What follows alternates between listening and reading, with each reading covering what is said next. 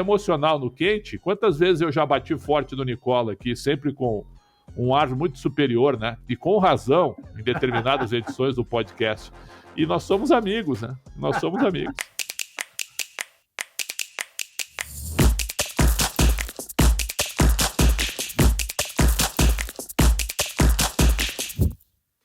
Olá, estamos começando mais um Segunda Bola, o podcast de esporte do Yahoo Brasil, especializado em futebol. Eu sou André Carboni, editor do Yahoo Esportes, e eu estou aqui para mediar essa discussão quentíssima dos nossos blogueiros Jorge Nicola e Alexandre Pretzel, que seriam Thomas Tuchel e Antônio Conte da imprensa esportiva brasileira. Eu sou o Tuchel. E aqui, não, eu acho que o mais alto tem que ser o Tuchel. E assim como o Vitor Pereira, não tem problemas financeiros aqui no Segunda Bola. E aí, Alexandre Pretzel, tudo bem? Tudo bem, meu caro André. Eu acho que a pauta de hoje ela é bem compatível com a realidade do podcast, né?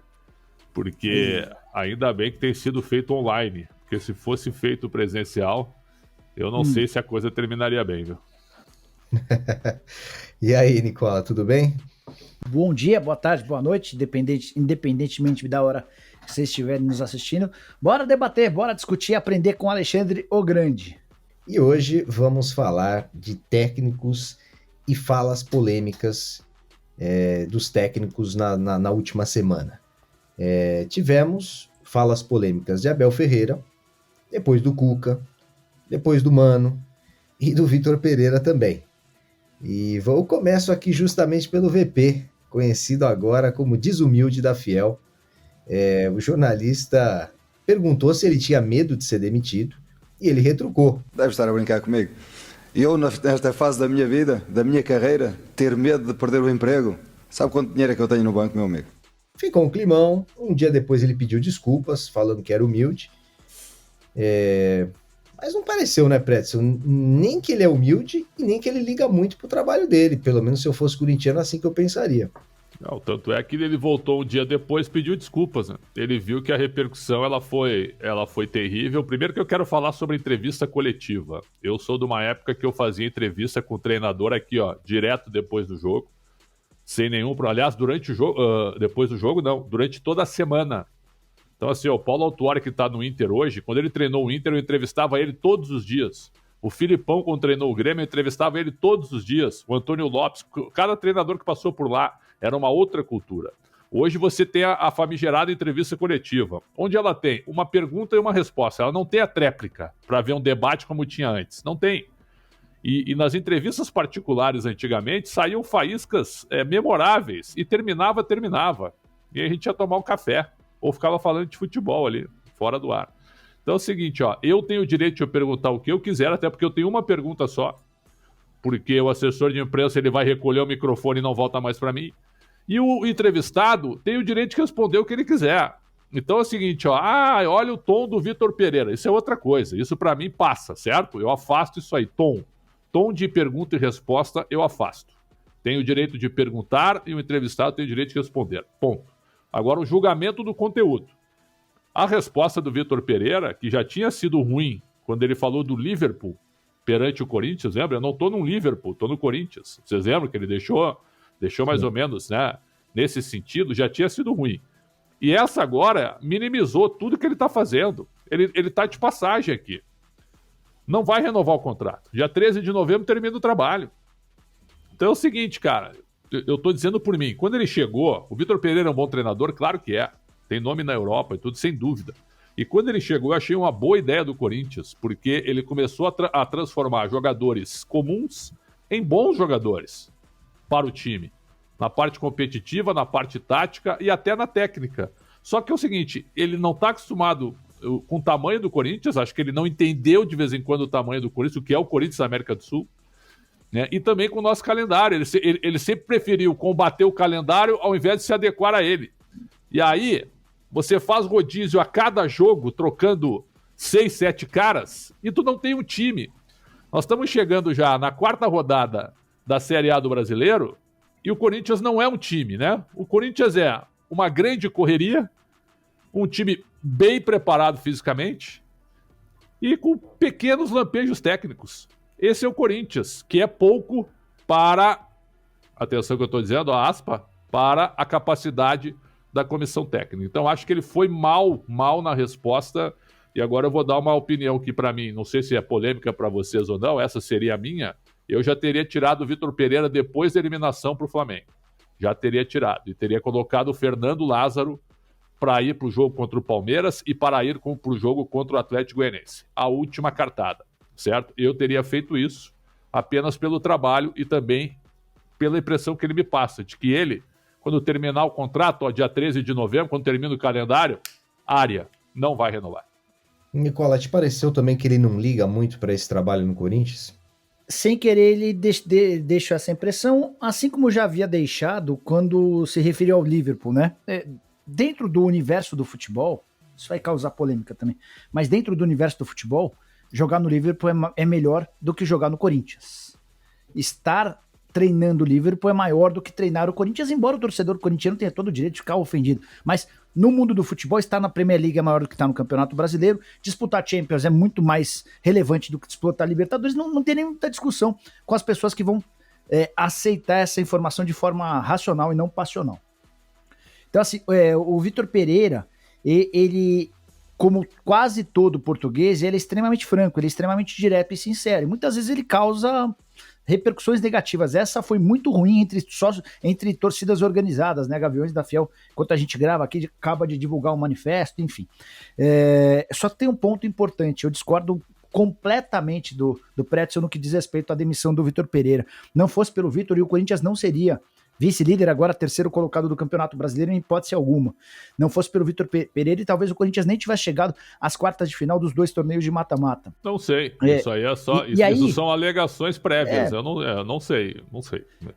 Quando o Campeonato Brasileiro começou, você imaginou que o Corinthians fosse brigar na parte de cima da tabela? É só pegar o nosso preâmbulo do nosso podcast. Eu me surpreendo. Só pegar o nosso preâmbulo do nosso podcast. Sim. Eu coloquei o Corinthians como candidato ao título no nosso preâmbulo. Eu coloquei.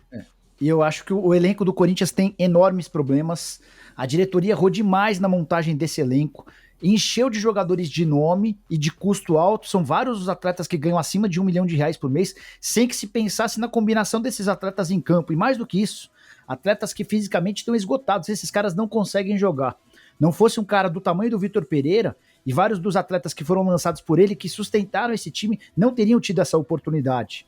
Um técnico brasileiro, ele ia ficar refém dos nomes de Roger Guedes, de Renato Augusto, de Paulinho, de William, de Juliano, e iria abrir mão dos garotos que têm salvado a pele do Corinthians. Então, o Vitor Pereira mais uma vez mandou mal em uma entrevista coletiva, mais uma vez demonstrou que está pouco preocupado com a vida do Corinthians, mas exceto por isso, o trabalho dele é muito bom. O trabalho dele é um dos melhores do futebol brasileiro, para mim, atrás do Abel Ferreira, de forma incontestável, do Felipão, que faz um trabalho bem legal à frente do Atlético Paranaense, e também do Fernando Diniz, que faz com que o Fluminense, mesmo com poucas peças, seja hoje um dos times mais agradáveis de se assistir. O Vitor Pereira merece a oportunidade de continuar, ainda que caia contra o Atlético Goianiense, porque os grandes responsáveis são, pela ordem, os dirigentes do Corinthians, que montaram um elenco Frankenstein, um elenco completamente descabido, desproporcional. Muito por amizade, né? Muito por amizade. Muito pelos atletas que já passaram. Mas esse é o praxe no Corinthians, né, Pretzel? Se você é amigo, você tem tudo. Se você é amigo, por exemplo, o Alex. O Alex hoje é auxiliar técnico fixo do Corinthians. É um dos poucos casos em que o cara é demitido na base, por não ter competência para trabalhar na base, e acaba sendo contratado no profissional. O Alessandro talvez um dos poucos casos também de um executivo de futebol que só conseguiu trabalhar num clube, ele não consegue trabalhar em outro clube. O Roberto de Andrade, se você perguntar para ele quem é o atacante do Bahia, ele não vai saber responder, que é o Matheus Davó, que é jogador do Corinthians. Porque no Corinthians impera há vários anos e há várias gestões essa ideia dos amigos, para os amigos tudo, para os inimigos a lei. E aí, vou colocar outro ponto. Os jogadores do Corinthians são mimizentos. Essas notícias que vazaram, e não vazaram por invenção da imprensa. A imprensa não, deixa eu ver o que eu vou criar hoje. Hoje eu vou criar que tem jogador que não quer o Vitor Pereira. Não.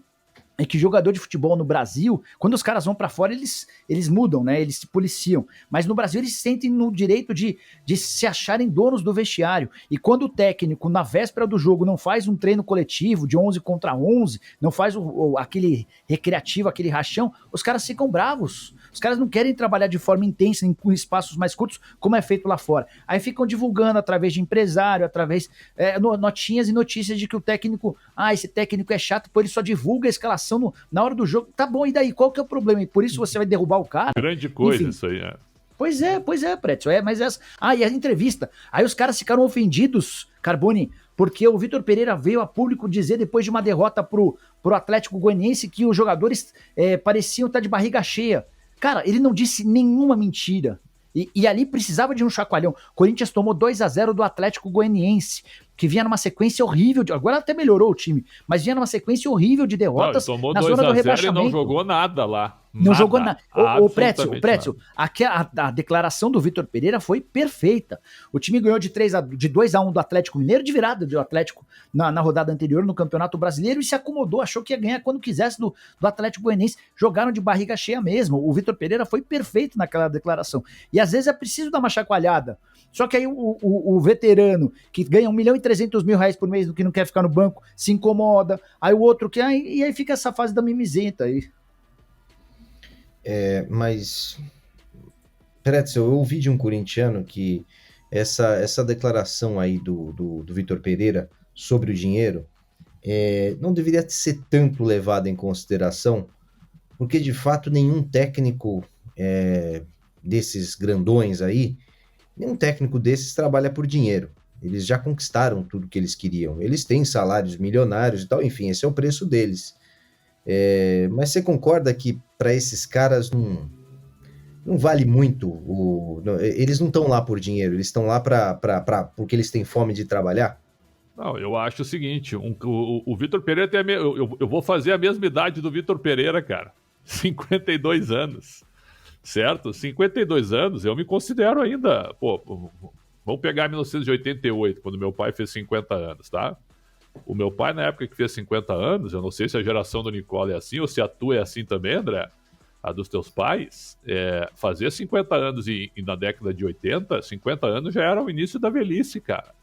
Por tudo que era alimentação, tinha muitos vícios, muitos... as pessoas bebiam mais, fumavam mais, né? Existia pouca divulgação dos problemas e tal, a vida não era tão saudável assim. Hoje eu me sinto com 50, indo para 52 anos, muito bem, como se eu estivesse fazendo 40 agora. Esse é a minha experiência, esse é o meu sentimento. Aí tu pega um profissional que tem 52 anos, que é vitorioso no futebol, mas acha que ele está acomodado porque ele é milionário? Eu não acredito nisso, né? Eu acho que pegou mal, viu, André? É o fato dele estar num país que é miserável, né? O Brasil é um país hoje com vários miseráveis, com uma questão de fome, uma questão social terrível, uma renda per capita muito ruim, né, com famílias falidas, né, depois da pandemia, e com tudo que o país vem acumulando há um tempão. E aí sim, o que pegou mal é isso, daqui a pouco usar a condição financeira que ele tem, justa pelo que ele fez como trabalhador, como profissional, para rebater, de repente, uma questão de emprego, né? Então, eu acho que pegou mal é isso. Por isso que a torcida do Corinthians está indignada. Porque ele disse assim, eu não estou mais preocupado com isso, e daqui a pouco eu vou estar em outro lugar. Isso aí não precisa dizer. Todo mundo sabe que ele vai estar. Né? Mas depois de uma derrota para o seu rival, que foi a terceira derrota dele, né? Ele tem 3 derbys, 3 derrotas. Aí fica ruim. Aí ficou ruim realmente. Então, apenas por isso agora, que todos eles são milionários, tu acha que o Dorival Júnior é milionário, o Mano é milionário, né? Os treinadores de ponta no Brasil, o Abel Braga é milionário, o Abel Ferreira é milionário, o Jorge Jesus, todo mundo sabe que eles são. Mas tu não precisa tirar isso na cara, né, num local, num clube que é chamado Clube do Povo, e num país hoje que é um país miserável. Então eu acho que pegou mal foi isso, André. Sem contar, né, Nicola, o maior exemplo desse é o Felipão, né? Com 73 anos, multimilionário, e continua trabalhando e parece que não vai parar nunca, né? E tem, alguns desses caras são, inclusive, bem mão de vaca. A fama do Felipão é de um cara que guarda dinheiro pra caramba. Mas isso não vem ao caso. Esses caras, eles, em geral, eles não se motivam por dinheiro, né? Se fosse por dinheiro, eles só trabalhariam na China, na Arábia. E o Vitor Pereira deixou bem claro no Corinthians que não veio por causa da grana. Ele hoje é o segundo técnico mais bem pago do país. Ele ganha por volta de R$1.900.000 mensais, só atrás do Abel Ferreira, que ganha na casa dos R$2.700.000. Quando o Duílio contratou, a ideia do Duílio era que ele ficasse até dezembro de 2023, que é quando se encerra o mandato do atual presidente do Corinthians. Tu acredita nisso? Que ele ofereceu o contrato até dezembro de 2023? Não, tu acredita que ele fica? Eu acho que ele não fica. Não tô chegando, ainda não cheguei. Ah, tá. Quando ele foi convidado pelo Duílio, a proposta ao Abel é de que ele fechasse até dezembro de 23. O Vitor Pereira. O Vitor falou, não, eu vou ficar só até dezembro desse ano e a gente conversa futuramente. Um pouquinho antes de toda essa crise no Corinthians, o Vitor Pereira foi convidado pelo pessoal do Corinthians para uma reunião em que já sugeriu, vamos nos antecipar, vamos já discutir a prorrogação para o ano que vem, seria importante para que a gente já começasse a projetar o elenco, pensar em reforço. Ele falou, não, eu só converso sobre renovação quando acabar o ano, aí eu sento com vocês e converso como eu faço sempre com cada clube. Então assim, estamos diante de um técnico que é extremamente sincero, de um técnico, como quase todos os estrangeiros que vêm ao Brasil, que não se prende ao emprego, isso é bom, e de um técnico que às vezes passa esse ar de arrogância. Não fosse por isso, dessa história de não se prender ao emprego, qualquer outro técnico brasileiro de não muita relevância, ele engoliria o Roger Guedes. Por que os outros técnicos que passaram pelo Corinthians não deixavam o Roger Guedes no banco? E pensavam 20 vezes antes de substituir o Roger Guedes durante o jogo. Vocês lembram? Só teve o Silvinho, Jorge. Só teve o Silvinho.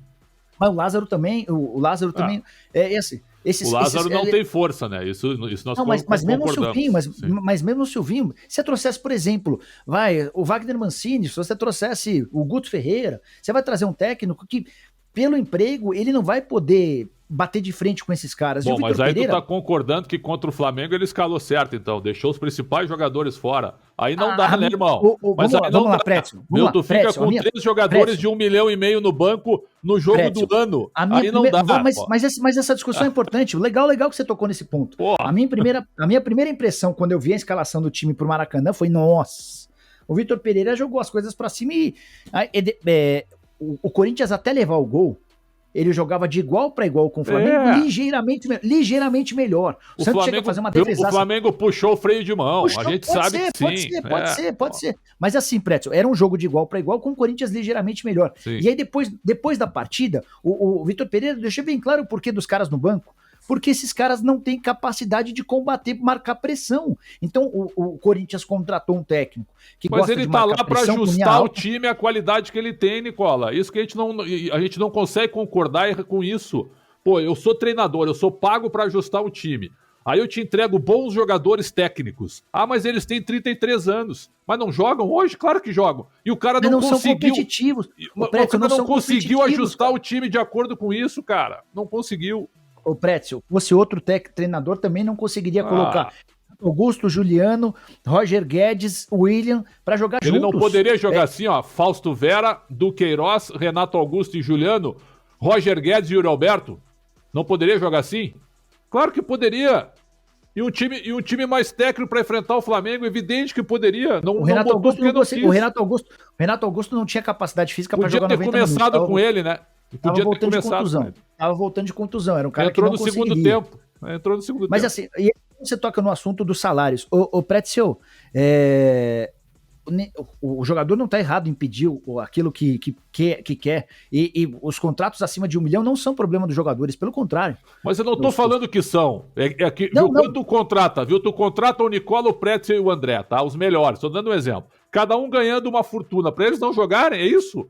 Não, mas aí, Prétio, não vai fazer isso, cara. Mas é que tá, o William hoje é um jogador que ganha 1 milhão, ganhava, né? Não ganha mais. Ganhava 1 milhão e 300 mil por mês, mas estava bem longe de entregar como um atleta de... Sabe quem ganha 1 milhão e 300 mil por mês?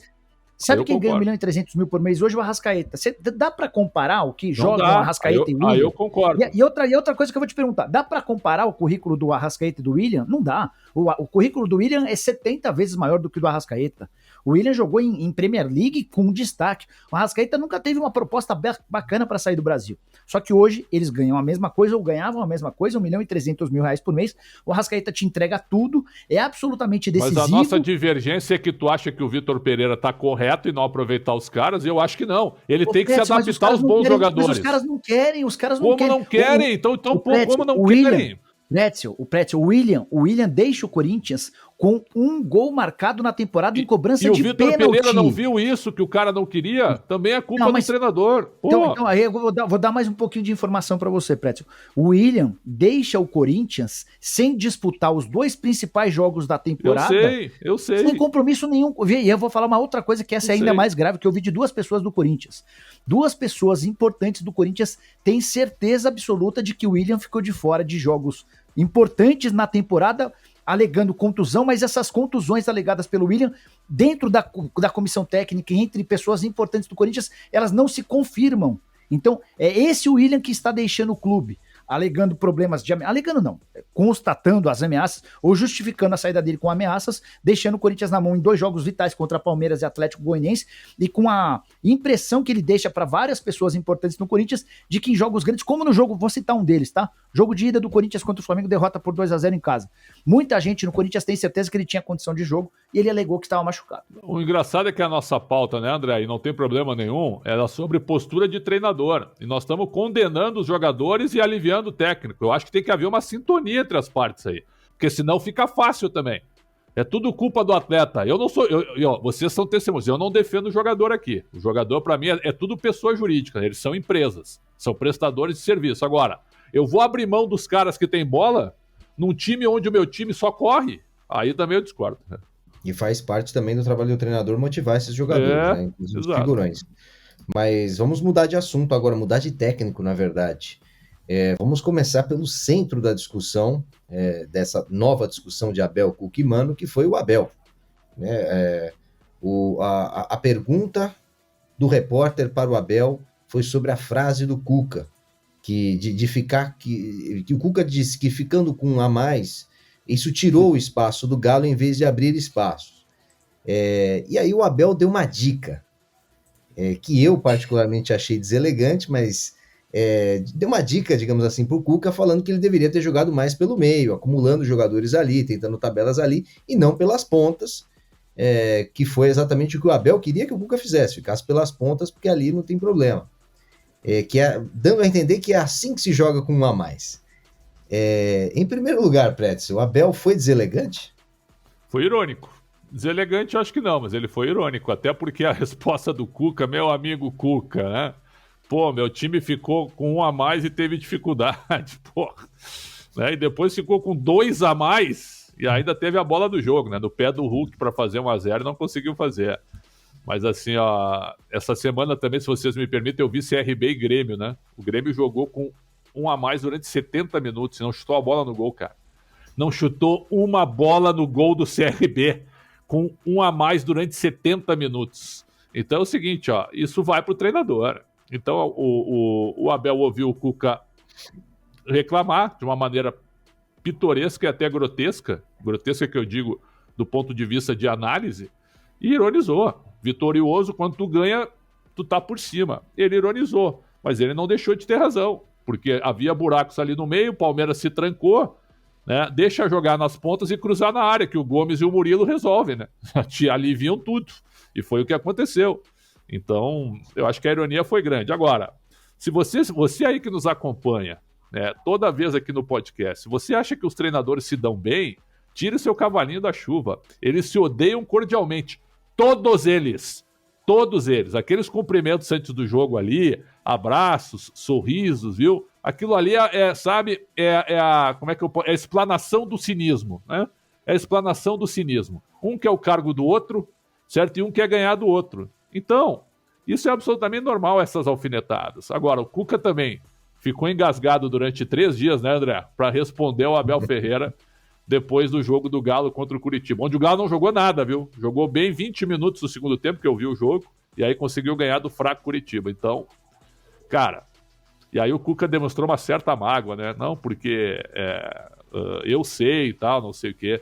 Eles que se entendam, viu? Mas nessa eu achei assim, ó, o cara que perdeu usou uma justificativa patética, o cara que ganhou aproveitou o momento para alfinetar com ironia, e eu gosto de ironia, inteligente principalmente, e depois veio a tréplica ainda pior do que a resposta anterior, entendeu? Então eu acho assim, ó, entre Abel Ferreira e Cuca, eu acho que nessa o Cuca foi mal. Eu vou discordar do Pretzel, Carbone. Eu acho que o Abel foi... Que bom. Foi antiético. Ele foi antiético. Ele é a mesma coisa se o Pretzel escreveu uma matéria e eu vir aqui a público para dizer que a matéria dele, ou usar o Twitter para, putz, essa matéria tá mal escrita. Não vem, mas vários vêm do mas nosso tá errado, ramo. Mas vários vêm do nosso ramo. Vários vêm do nosso ramo. Pois é. Ironia é uma coisa, ironia é uma coisa, disfarçatez é outra. Mas não foi ironia que ele fez, não. Mas ele não fez ironia. Ele não fez ironia, ele foi antiético. Fez uma ironia. Não, ele disse que o Cuca jogou de maneira errada. Ele disse que a maneira certa de jogar... Não, tá bom, então. É a mesma coisa, então. O dia que você escreveu uma matéria, eu vou vir a público para dizer, não, essa matéria tá mal escrita porque ela teria que ser escrita dessa maneira. Analisando o trabalho do outro. Pra mim é total falta de ética. Você comentou que tem gente que faz isso, tem gente que faz mesmo. E pra mim é um grande erro. Porque assim, tem jornalistas que se acham o ombudsman. O ombudsman, no papel do jornalista, é aquele cara que avalia o trabalho dos outros. Mas primeiro dá uma olhada no próprio trabalho. Será que você está trabalhando bem a ponto de se achar no direito de avaliar o trabalho dos outros? Ou você já virou uma figurinha carimbada? Eu só acho... Só me dá uma parte, essa tua comparação do que eu falei com a nossa profissão, acho que ela tá desconexa. Não tá. Sabe por quê? Porque o Cuca foi perguntado sobre uma questão, aí ele deu uma declaração. Não, com 10 ficou difícil. Ponto. Aí um outro profissional fez uma ironia em cima de uma declaração anterior. Não estou me referindo a essa. Eu não estou me referindo a isso. Ele não atacou o Cuca, mas ele não atacou, ao contrário do que tu está dizendo. Tá dizendo que, por exemplo, se tu publicar e eu te criticar é a mesma coisa, não é a mesma coisa. Estamos falando de coisas distintas. Eu não estou me referindo à declaração do 10 contra 9, que é de fato ridícula. Eu estou me referindo ao momento em que o Abel Ferreira diz que o Atlético jogou de maneira errada, que o Atlético deveria ter insistido em jogadas pelo centro do campo. E ao insistir nas jogadas pelo lado do campo, ele deu tudo o que o Palmeiras queria. O Abel disse que o Cuca jogou de maneira errada e, inclusive, mostrou como ele deveria jogar. Isso, para mim, é uma falta de ética. E isso mexeu com a cabeça do Cuca a ponto de, vários dias depois, na rodada seguinte do Campeonato Brasileiro, fazer com que o Cuca faça reflexões que só mostram o quanto o Abel entrou na cabeça do Cuca. E aí, quando o Cuca, depois da vitória por 1-0 contra o Curitiba, faz uma série de pontuações, as pontuações dele são todas corretas. Só que elas nascem fruto de um cara que tá ressentido. Quando ele fala que um goleiro pular todas para o mesmo lado, se termina com vitória legal, se termina com derrota é uma catástrofe, é a verdade. Quando ele fala que o técnico, em meio à cobrança de pênaltis, vai pro vestiário escutar música, que se ganha tá tudo legal, se perde é uma catástrofe, você tem razão. E outra coisa que ele citou, ele fala do descompasso, do desequilíbrio psicológico dos jogadores do Palmeiras, foram 2 expulsos. Se o Palmeiras perde, isso seria tema de debate. Então, de fato, a nossa avaliação, minha, sua, da imprensa, de maneira geral, e do torcedor, ela está muito condicionada ao resultado. Só que o Cuca só foi colocar todos esses sistemas no ar. Foi heróico ou não foi? Claro que foi. Foi heróico. Claro. Mas o Cuca coloca todos esses temas no ar, que era algo que ele não colocaria, porque é do ambiente privado, a partir do momento em que um colega de profissão dele escancara que o Cuca errou na montagem do time, na estratégia do jogo. Para mim é essa avaliação. Eu concordo que bom, para mim não vou dizer que foi antiético, mas também porque ética é justamente isso, é o comportamento esperado dentro de um ramo, né? E não é o esperado que você dê pitaco no time dos outros. Até vários treinadores se negam de todas as maneiras, por mais que busquem comparações, eles falam, não vou falar do trabalho do meu colega e tal. Enfim, é um excesso de zelo até nesse caso, que teoricamente pro Abel não houve. Mas o Mano também, né, André? O Mano também, depois da derrota pro Flu. Tu ia entrar no Mano? Desculpa. Eu vou entrar no Mano exatamente agora. Ele tomou as dores, né? Falando. Aí sim, eu acho que o Mano não foi antiético. Aí sim eu concordo com o Pretzel que isso é ironia. Ele falou, alguém aí resolveu dar uma aula em uma coletiva sobre como atacar, e a gente vai tentar. Ele não citou o Abel, mas é óbvio que estava falando do Abel. Agora, em cima do Mano, por que vocês acham que o Mano falou isso? Você acha que é uma coisa, é uma ética entre os treinadores? É simplesmente porque o Mano é amigo do Cuca? Ou é um pouco de patriotismo a favor do brasileiro e contra o português, que teoricamente tentou dar uma aula, Pretzel? Eu acho que é um pouco de dor de cotovelo também. Eu gosto muito do Mano, converso com o Mano toda semana, me dou muito bem com ele. Só que eu acho que isso é resquício do Palmeiras e Inter do final do primeiro turno aqui no Allianz Parque, né? Que o Palmeiras faz um primeiro tempo arrasador, só faz 1-0, e aí o Inter empata, o Inter faz um segundo tempo muito bom, vocês lembram? Empata o jogo, e aí no final o Palmeiras ganha o jogo, né? Só que os dois passaram, né? Se alfinetando e se digladiando, né? Só Só mandando recadinho por sinais durante todo o jogo. Então acho que isso é mais um resquício do que aconteceu 3 rodadas atrás, porque, aliás, é o jogo que vai fechar a temporada, né? Acho que não vai valer nada esse jogo lá em novembro, porque acho que o Palmeiras já vai ser campeão.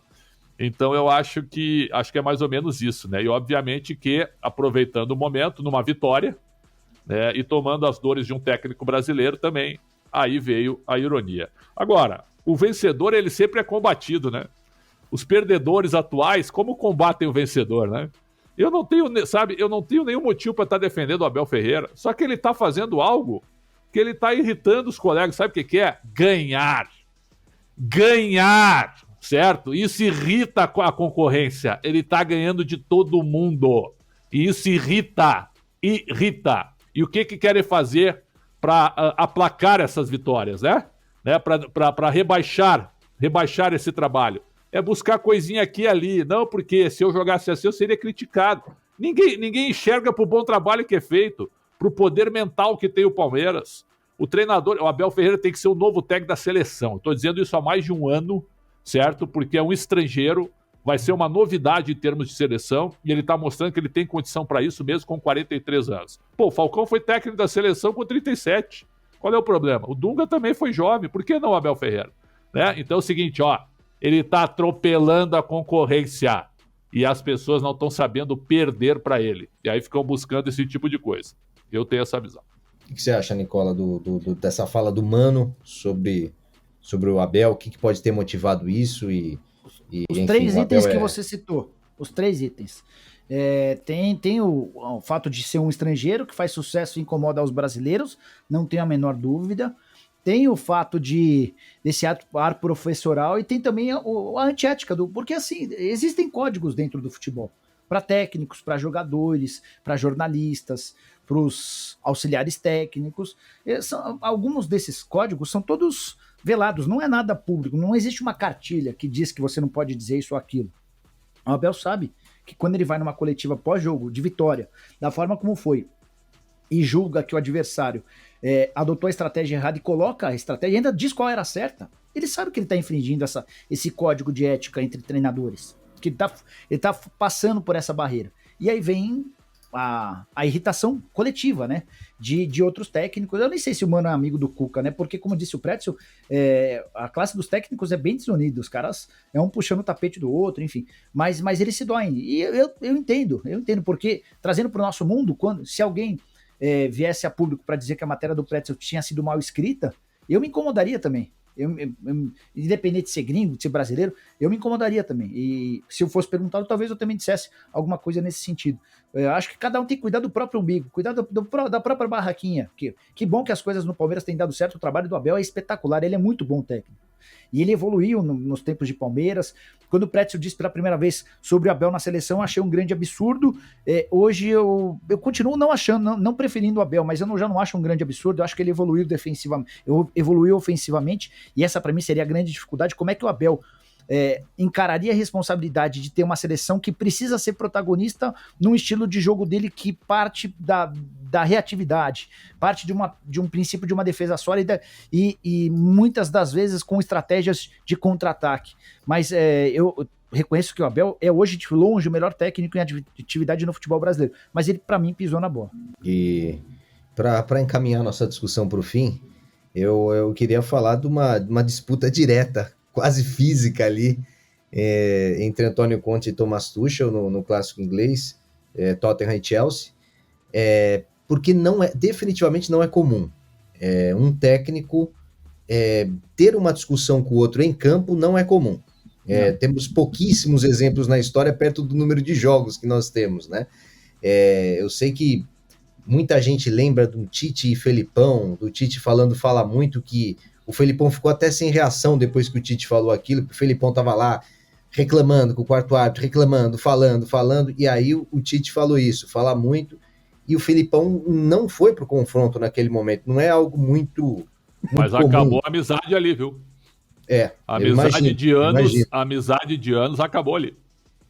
E teve assim, declarações públicas de Felipão contra Luxemburgo na década de 90. Não, teve uma briga em 95, irmão. Eu tava no jogo, Grêmio e Flamengo, semifinal da Copa do Brasil, lá no Olímpico. Luxemburgo e Filipão quase foram as vias de fato, parecido com Tuchel e com Antônio Conte, em 1995. Luxemburgo, técnico do Flamengo, Filipão, técnico do Grêmio. Você vê, e teve Mourinho e Guardiola por um bom tempo se alfinetando, e eles mal se cumprimentavam, ou às vezes não se cumprimentavam, né, no Real Madrid e Barça. Mas essa do Conte e do Tuchel foi engraçada porque parecia briga de criança, né? Aconteceu um gol, vai comemorar na cara do outro. E aí o outro fez o gol, empatou no último minuto, foi comemorar ali também.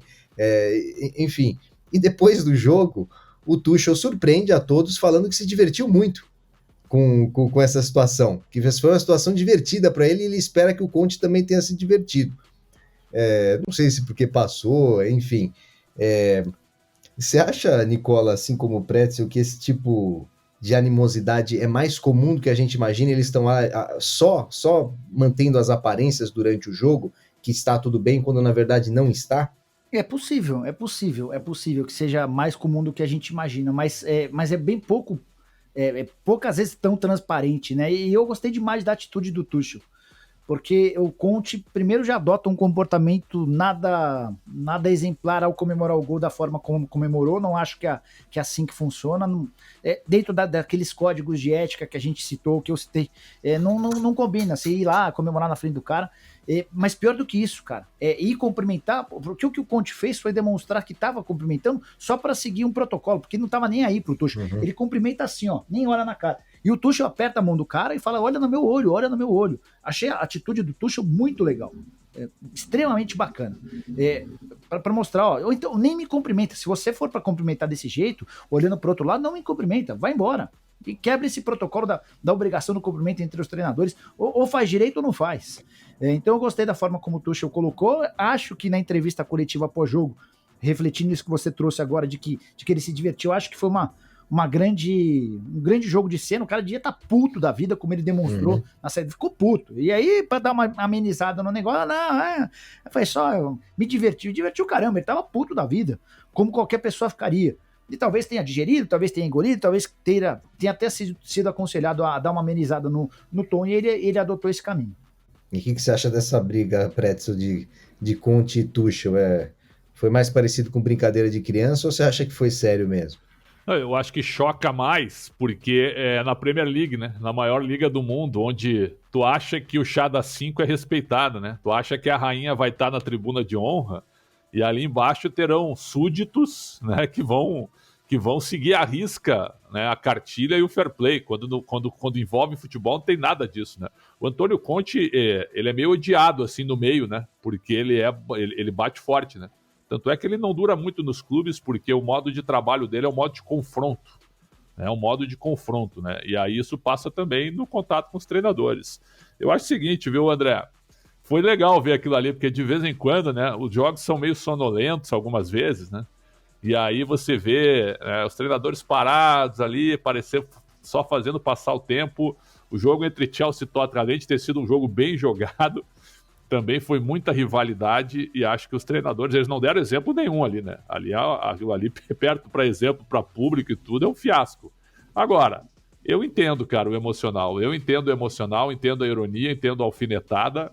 Só que, pô, eu me lembro que eu gosto de passar para mim, quando eu vivi algumas coisas, eu me lembro que eu entrevistava o ex-presidente do Inter, Paulo Rogério Amoretti, falecido naquele voo da TAM de 2007, meu grande amigo.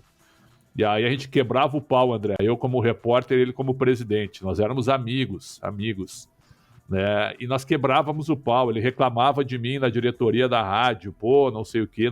Quando a gente se encontrava fora, assim, dos microfones, a gente começava a rir, né? Pô, tu fez isso, tu fez aquilo, né? Vamos tomar um café, vamos comer um pedaço de bolo ali no bar do Beira-Rio.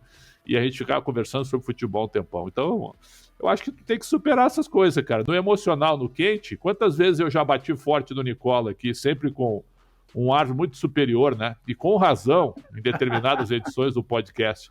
E nós somos amigos, né? Nós somos amigos. Bom, as considerações finais, Jorge Nicola, queria que você falasse de ética dos treinadores, né? Do que você acha que... Você acha que sobra ética ou falta ética entre os treinadores no Brasil? Falta ética. É uma classe desunida, é uma classe que vive Porque assim, vamos partir do princípio que eles trabalham por 10, 12 vagas, eles disputam 10, 12 vagas dos principais times do futebol brasileiro, e enquanto essas vagas estão ocupadas, eles mesmos são os primeiros a confabular para tentarem voltar. São vários os casos de técnicos que ligam para dirigentes pedindo para voltar, dizendo que estão à disposição, que se colocando no mercado, enfim, não são raros os casos, pelo contrário, né? Então a ética entre os técnicos é pequena, é pouca. E aí soma-se a esse modus operandi a presença de estrangeiros, que muitas vezes são muito elogiados pela imprensa, pela opinião pública, na minha opinião, na minha avaliação, até de forma correta, porque os estrangeiros que vão mal aqui são cornetados. Por exemplo, o Santos já teve um treinador português, o Jesualdo Ferreira, que durou bem pouco tempo porque o trabalho foi horroroso. O Vasco já teve um técnico, Sapinto, que foi esculhambado, foi expulso de São Januário com o pé na bunda, como qualquer outro treinador brasileiro. Então assim, se o cara é bom, independentemente de ser gringo ou não, ele vai ser valorizado. Se o cara for ruim, independente de ser estrangeiro ou não, ele vai tomar o pé na bunda. Mas dói para os brasileiros quando vem um estrangeiro e é super elogiado, né? Como acontece também quando eles, por exemplo, o Dorival Júnior tem sido bastante elogiado pelo ótimo trabalho que faz à frente do Flamengo. Mas isso dói dentro desse código de ética já conflituoso que existe entre treinadores de futebol. Então, a grande verdade é que a classe não é unida, a grande verdade é que a introdução de estrangeiros nessa parada bagunçou ainda mais o coreto, e a gente vai convivendo com essas farpas. Algumas delas até são interessantes, fazem com que o jogo ganhe um pouquinho mais de notoriedade, de visibilidade, e a gente vai se divertindo com a vergonha alheia. E aí, Predson, considerações finais e a ética dos treinadores? Não existe, né, André? A ética não existe. Eu costumo dizer, eles se odeiam cordialmente. Aliás, se eu tiver numa entrevista com o Abel Ferreira um dia, eu vou perguntar: o Abel, os treinadores se odeiam cordialmente? Eu vou perguntar isso para ele. Vou perguntar, porque eu quero ver a resposta, porque o que ele sofre também, o que ele apanha, né? Imagina se o Abel Ferreira que dá essa declaração que o Vitor Pereira deu, hein? A casa tinha caído. É verdade ou não é? Vocês concordam comigo ou não concordam? Sim. Sabe por que a casa teria caído? Porque ele é vencedor. Ele tá botando todo mundo no bolso. E isso dá rancor. Isso dá raiva da categoria que não consegue ganhar dele, cara. Não consegue. Tem uma decisão agora antecipada entre Palmeiras e Flamengo. Um brasileiro contra um português. O Dorival Júnior é meu amigo. Eu adoro o Dorival. Adoro. Tô torcendo por ele. Agora, se o Palmeiras ganhar do Flamengo, abre 12 de vantagem. Mais uma vitória, se acontecer. Mais uma vitória. O vencedor sempre é combatido. Por quê? Por que o sucesso incomoda? Frase do falecido Tom Jobim no Brasil, né? Só no Brasil que o sucesso incomoda todo mundo. Por quê? Ainda mais vindo de um estrangeiro, né? Então os treinadores se odeiam cordialmente, cara. Eu não espero nenhuma amizade entre eles. Um seca o trabalho do outro, como o Nicola falou. Seca sim. O Tite e o Filipão eram amicíssimos. O Filipão, inclusive, abriu muito espaço para o Tite no início de carreira, certo? E por uma rivalidade, né? Por um confronto, os dois acabaram com uma amizade de 12 anos. E são inimigos hoje, viu? Não convida um pro outro que tu vai ouvir, né? Tá louco? Não quero nem conversa. Tu vai ouvir isso. Então, cara, é muito complicado. Realmente é muito complicado e não existe ética entre eles no futebol. Ouça o Segunda Bola no seu agregador de podcast favorito. Assista-nos lá no YouTube e veja alguns cortes dessa conversa aí no site do Yahoo Esportes toda semana. Obrigado, Pretzel. Obrigado, Nicola. Olha aqui, ó, meu cumprimento pro Nicola, virtual, ó, porque presencial acho que não vai ficar legal. Ó, Nicola, um abraço pra ti. Ó. E obrigado a você que ouviu e assistiu ao Segunda Bola. Até a próxima semana. Valeu!